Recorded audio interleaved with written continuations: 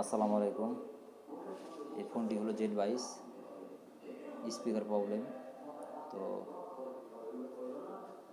এই প্রবলেম হলো আপনার ওই যে পিন রয়েছে, এই পিনের গোড়াটাই জাম ধরে গেছে, ফলস।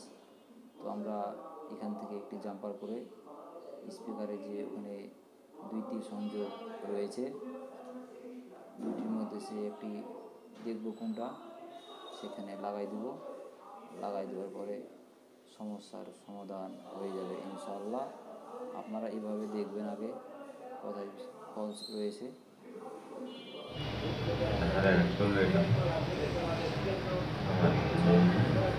চাপ অফিসে